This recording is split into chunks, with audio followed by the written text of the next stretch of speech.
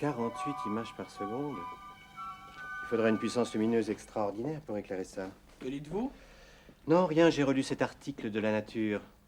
Edison ne croit pas à une projection sur grand écran. Et je le comprends. Son système repose sur un défilement beaucoup trop rapide. Nous n'en sommes pas encore à la projection. Contentons-nous de réussir la prise de vue, ça sera déjà pas si mal. Voilà ce que j'ai calculé. Puisque la longueur des bandes nous est imposée par ce fabricant, on va la conserver. Mais on va opter pour un défilement plus lent qu'Edison. Pas trop tout de même.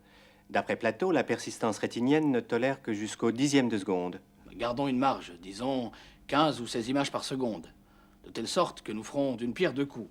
D'une part, on augmentera la durée de l'enregistrement, et de l'autre, l'obturateur, qui masque la pellicule pendant qu'elle se déplace, ne sera plus étroitement fondu comme chez Edison, mais s'ouvrira, disons, au tiers, laissant ainsi passer plus de lumière. Donc rendra possible la projection. Et voilà.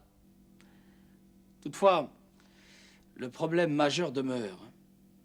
Comment interrompre le défilement avec suffisamment de précision pour que la pellicule reste parfaitement immobile devant la fenêtre, juste le temps où l'obturateur est ouvert? Arrêter l'image pour la faire bouger. Avouez que c'est un drôle de paradoxe. Alors? Il faut que je dorme. Ça ira mieux demain. Qu'est-ce que tu ressens? Oh, comme d'habitude. Ça cogne.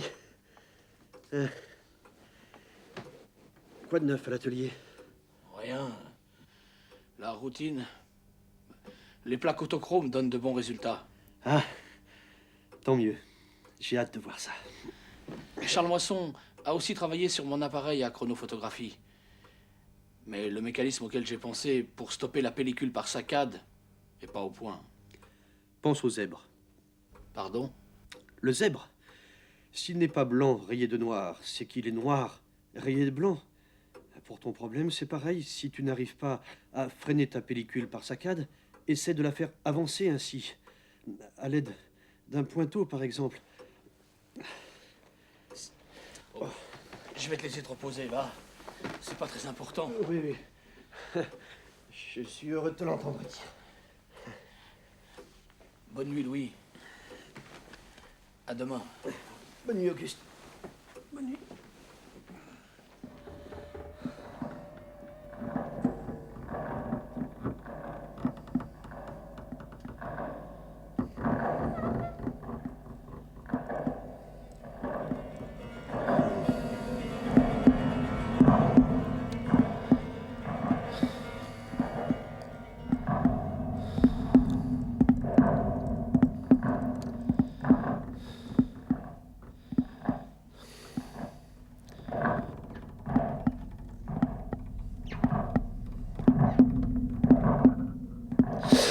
Auguste!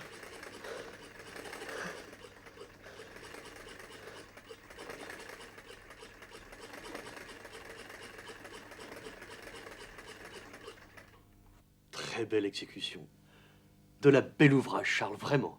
Je n'ai fait que suivre vos plans, monsieur Louis. Oh, et je n'ai fait que réaliser un chronophotographe de plus.